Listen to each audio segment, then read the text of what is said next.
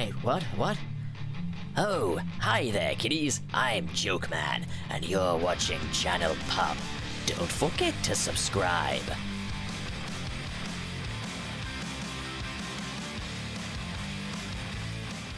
So, as I record this, I have not seen the finale. I will have seen the finale in just a bit, so don't click off, but I just thought I would put my pre-show thoughts in here. So, I've seen the trailers and everything, and I thought it looks potentially fun, it looks enjoyable, and I think we'll get, some good performances and everything. But I think the whole thing has been looking a little on the amateur side. And I'm not really sure what to expect, because, it looks like there's a lot of compromising going on. It looks like we're not going to be seeing much of Batman if we do get a view of him at all in this episode. We've got Joke Man instead of the Joker. Like, they can't call him the Joker. The Joke Man thing is just a joke, by the way, for anyone wondering. I know he's not going to be called Joke Man of all things unless they suddenly pull that out of the hat. There's Jim Gordon with no moustache, and it all looks a bit unnatural. It looks unorganic. It does not look like the finale that we would have gotten had the show not been prematurely ended and everything. And I think my expectation of this is it's going to be pretty lukewarm, like most of Season 5 has been so far. This has not been Gotham's best season by any stretch, but I have enjoyed it. It's not a bad season by any stretch, but it's definitely not their best work. So I'm going into this finale cautiously optimistic. I kind of expect disappointment at this point, but let's go in and have a look. So, as I record now, I have just watched the finale. Literally just a second ago, switched it off. It's now over. It's done. That was Gotham. That's it. There we go. No more Gotham. I was hoping this wouldn't happen. I mean, it's not what I dreaded, but I was hoping that this wouldn't happen. I'm going to start off spoiler-free for a bit. I'll give you a warning of when I get into spoiler territory. So, spoiler-free thoughts. That was a unsatisfying conclusion, really. The thing is, there's a lot in there that I liked. I liked all of it. I liked the whole story, the whole episode. I liked Riddler, Penguin, Jeremiah. I liked Batman, kinda. But I have nothing to take away from this, no story to take away from this. It doesn't feel like a finale, it feels like a pilot to a show that we're never going to get. And that bugs me, that really, really bugs me, because of A, how detached this thing feels from all of the continuity of Gotham, and B, that we're not going to get answers for any of these mysteries and stuff that is set up. It's not a good round-off at all. And the thing is, they really do try to sort of connect it to continuity in a few areas. Just a few, little plot threads, a few plans and everything of the villains and stuff. They really do try to connect it to things that have happened before to give it some sense of thematic weight. But it's just fleeting little moments and stuff that are ultimately inconsequential. It's a little self-congratulatory in areas. Overall, it feels... It feels like this should have been the first episode of a Batman series, but the fact is we're not getting a Batman series, so ultimately it can't pay anything off. And by the end of it, we're not really left with any kind of satisfying takeaway. You get a kind of a finale where there's not enough Batman, there's not enough Joker, there's not enough Riddler and Penguin, and it's all crammed into this tight little 40-minute slot. Even less if you include, the previously on Gotham section. So, yeah, no, and there's a lot of, potential that I saw in the trailer. There was a lot of potential to make some plot ripples, to do some exciting, conclusive stuff that they just did not do, and I'm really disappointed by that. I know that, my Gotham predictions are never right, but I feel like at this point, I was just giving them great ideas, ideas that could have made this episode a lot more interesting, and given us something more to take away from it than we did, and ultimately it was just they ignored a lot of potential, which is just I don't know, I could revisit it and have a good time. It was enjoyable. I'll give it that. It was enjoyable. If this were the pilot for a Batman series, then I would give it a big thumbs up and say, yeah, this is great. You can't masquerade a pilot for a show that's never gonna happen around as a finale and expect satisfaction. There needed it needed to be a finale still, and not just like, you know, a new beginning. And I get that was the intention, is it's a new beginning. The episode is called The Beginning and everything. I don't know. I feel like this idea was not the right one. Okay, so now I'm gonna get a bit mid-spoilery. I say mid-spoilery because I'm not going to spoil any plot details in this section. I'm just going to talk about things that you might not want to hear about, such as performances and everything. So, okay, let's begin. Obviously, the most jarring one was Selena Kyle, because she's now portrayed by Lily Simmons as opposed to Cameron Bikendova. And, I mean, she was alright. Like, she felt like an older version, I guess, but at the same time, we didn't have any time to get used to her in this role, to be honest. Like, she didn't get the time to make the impression that she should have been able to make, because they should have made this longer. I couldn't get a grip for, yeah, this is Catwoman finally on screen. I got more just, it's an older Selena, and she's a bit detached from things now, and that's a big problem for me, is also the fact that we don't see her in the Catwoman costume whatsoever. She's never referred to as Catwoman. She just wears a cat burglar outfit for one scene with no ears on it or no cat-like motifs. Come on, is that it? She was more Catwoman in season 1 than this. And then there's Penguin, who, like, I'm in two minds about it, because I'm grateful for the fact that we saw Robin Lord Taylor wearing a more comic bookish Penguin outfit. But at this stage, when Robin Lord Taylor hasn't aged a day, and when we haven't really developed his character into this over time, and the last time we saw him he was being heroic, and now suddenly he's all angry and stuff, it feels more like the Gotham Penguin is now cosplaying the classic Penguin. And that's not the feel it should have, you know? Like, even down to the outfit, like, Penguin's usually worn kind of dark outfits, but they were very extravagant. Now he's wearing a very simple sort of purple tailcoat and everything. And that, it looks like a cosplay. It doesn't look like the Gotham Penguin anymore. And I feel it's because, like, the Gotham version of Penguin kind of carved a look for himself that hadn't been done before, but kind of earned its own sense of iconography. In this case, we're now just masquerading that around as the classic comic book one, but it still acts like the Gotham one, and you end up with kind of not enough of anything. And that's kind of my issue with this finale overall, is it's not enough of anything.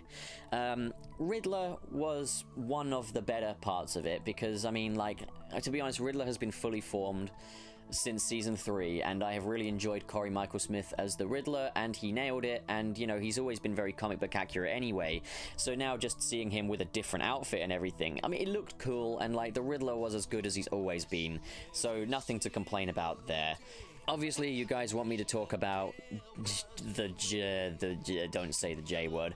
Obviously, you guys want me to talk about that. I'm gonna just say, before we get into spoiler section, he was great. Like, okay, that's one takeaway, is, like, he stole the show. But, and this is a problem I've had with Season 5, they went so far as to give him his own little trailers, his own little poster. He's the only character in this finale that got their own specially devoted character poster. And he got his own specially devoted trailer. And they did this all throughout Season 5, only for Jeremiah to have absolutely minimal screen time in that. And here, unfortunately, it is no different. He does not get a great deal of screen time. He gets one whole scene, and other than that, he's pretty much comatose for the rest of it. He goes down really easily, but I mean, it was good. It kind of felt like we were getting some Jeromeisms back in there, and I mean, heck, like, I'm grateful for that. I'm grateful to see Jeremiah come out of his shell a little bit, and he played it great, and he looked great. I'll say this, he looked visually awesome. Like, I'm won over by the design in that regard, and the prosthetics and everything. Cameron Monaghan has proven he has to play the Joker someday or other. Like, not this copyright-free joke man making 10-minute appearances. Not even 10 minutes, it was like 5 minutes or at that. Making 5-minute appearances in a TV series. He needs to be the Joker in, like, a long-running thing. And, you know, with this makeup and everything, he's proved he can play it older. He's proved that he can, you know, go above and beyond and everything. Like, I would still say that, you know what makes me sad is I can't even call this the best live-action Joker to date because we literally haven't seen enough of him. And that's an excuse a lot of people made for Jared Leto, but the thing is, like, Cameron Monaghan, in the brief amount of time that he had less screen time than Jared Leto did in Suicide Squad. And Cameron Monaghan stole the show. He did fantastic in this. And, you know, I was kind of treating this as a new character and everything. There were a lot of decisions made with his overall story that I thought were a bit nonsensical. And then just, yeah, as far as Batman is concerned, well, put it this way, like, fan films have done it better. If you've ever seen a Bat in the Sun fan film, like, I can't remember what it was called now, but it was a Bat in the Sun fan film and had Kevin Porter as Batman. Batman City of Scars. If you've seen that, you've seen a much better version of Batman than what we got in this, which for the most part is kind of just, hey, flutter that bit of black fabric in front of the camera, and then we'll call it a day. And that's really lame. That really, really lame, honestly. Like, okay, so let's go into spoiler territory now, but before I do that, I'm going to say, yep, this finale is a 5 out of 10. It doesn't do enough of anything for me to rate it any higher than that, but, you know, we got a glimpse of some stuff we liked, so I guess it's the equivalent to having someone jingle their keys in front of your face for 40 minutes. Okay, so spoiler territory, Ed Nygma's been broken out of Arkham, as has Jeremiah Valeska, and Jeremiah Valeska has been faking being comatose so he can kind of work from behind the scenes and get other villains to do his bidding to blow up Gotham again. And when that doesn't work out, he goes and kidnaps Barbara Gordon and tries to throw her into a vat of acid. So, yeah, you know, typical Gotham stuff, really. You know, like, I guess Jeremiah ends up kind of being the main villain of this story, and, okay, so here's some things I think are really stupid. So, we dyed Barbara Keane's hair red to maybe suggest that maybe that was her biological, natural hair color, so maybe that would give a reason for Barbara Gordon to be a redhead, but the child is blonde, so I don't know why we did that. And then, okay, so who actually died in this? Oh, right, yeah, no one important. Barbara Keane did not die. They did not do that moment from the comics, which was something I thought would have been a really good way to cement Jeremiah's final sort of testament here. So I guess we're growing up in a world where basically Barbara Gordon's mother is alive and Jim Gordon has a wife still in the picture, because Lee Tompkins and Barbara Keane, the people who really needed to die, really, didn't. But you know who did die? Echo. And I guess that's alright then. They kind of hinted at the possibility of, you know, like a future partner for the Joker. So it really cements that Echo is not Harley Quinn. She's an homage to Harley Quinn, and I guess I'd rather that than they just, you know, ruin the character and wipe their butts with the character like they have in the DC Extended Universe. So, yeah, I mean, Echo does end up being the best live-action version of Harley Quinn, but that's kind of by default, really. I mean, I'll say this, like, I think the absolute saving grace is the fact that they included some kind of abuse between the Joker and Echo, and, yeah, that was the right way to go about it. That was good. Thank you for that. That's what we needed, you know, and how mercilessly he treats her and everything. As for Cameron Monaghan's actual performance, because I didn't really want to go too in-depth there, I really got the sense he was doing a Mark Hamill impersonation to a degree, and that is great, you know, like, he really has the sort of musicality of Mark Hamill in his performance, which is brilliant. But the thing is, I think they were all kind of banking on everyone saying, yep, that's the definitive, that's the Joker that we all wanted and everything. And it's easy for you to say when you've had this character in your mind and you've worked with it on production, and you've worked with Cameron Monaghan on set, and you've seen him bring his A game, and you can say, yeah, this is the best one yet. But when it's had by far the least screen time of any of our Joker prototypes, you can't really say much about it, you know? That's a big design flaw in Gotham's plan. And you know what? This is my final judgment on Gotham's Joker story. You ready? Jerome is still the freaking king. He's still the best Joker. How did we get here? How did we get to this? And then, like, I thought, okay, one good way to end Jeremiah's story is to end it with a laugh. I mean, he does laugh in this, a little bit. Not much. And he only really does it, like, once at the beginning of his appearance, and that's kind of it. And it's like, come on. I mean, he made some jokes. He made me laugh a little bit, I guess. But overall, it was not enough for me to really write home about, and not enough for me to really say, yeah, that's the best. Has the potential to be the best? Yeah, it has the potential. The potential's all there. But is it the best? No. Not by a long shot. Jerome Valeska stole it. He's the one we've been with the longest. He's the one we've got to know the best. He felt the most complete. That was the Joker as far as I'm concerned. Leave it at that. Do I like Jeremiah? Yeah. Do I like the Joker origin story? Yeah. It's all good. It's fine. It's fine. But this is not the best thing we could have had, and that's where I'm leaving it. That's the conclusion. That's Gotham's Joker freaking problem in a nutshell. I hope you all enjoyed that age-old video essay and you still watch it. And then other than that, there's really nothing for me to spoil because nothing really happened for the whole episode. Jeremiah had a plan, broke some folks out of Arkham, didn't work out. Batman stands atop a rooftop. There we go. That's the other thing I need to spoil, is we see a glimpse of Batman at the very end. We get a proper little look at him. He's in the dark, and can I say if this costume is black and blue or gray and blue or gray and black? I can't freaking say because it was so in the dark. So we still don't really know what this Batman looks like other than some set photos, which I'm going to show on screen now.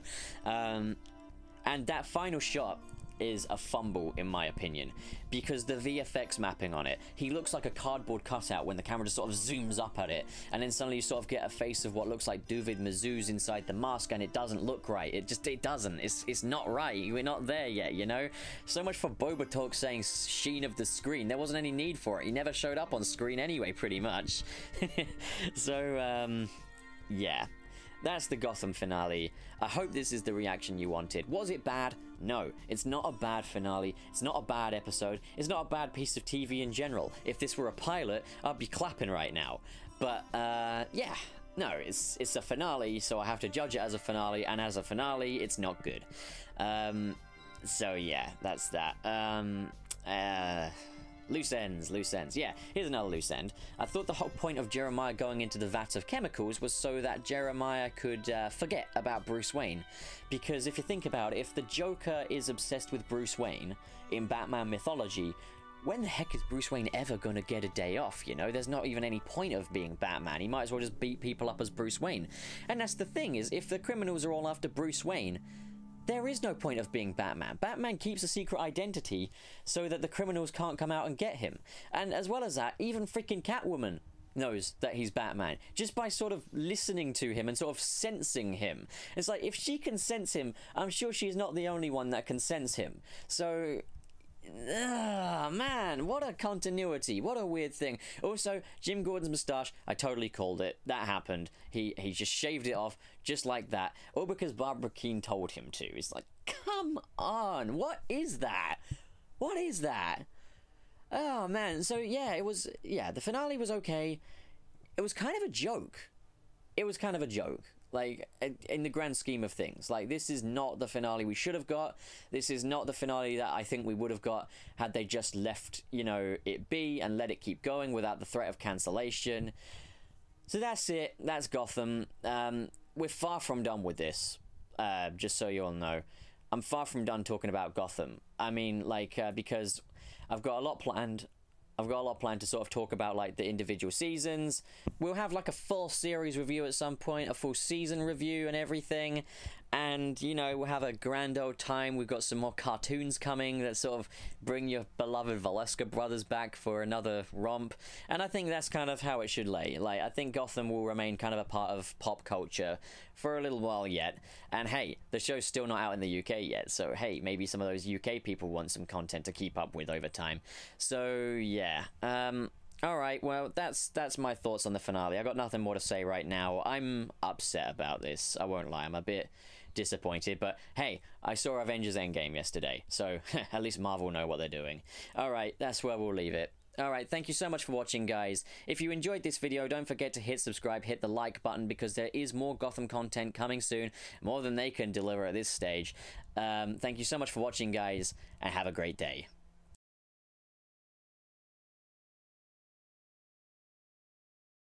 Jeremiah Valeska, what are you doing in my bar? Ah, come on, Bats! You know I'm a sucker for a quiz! Not today, Jeremiah.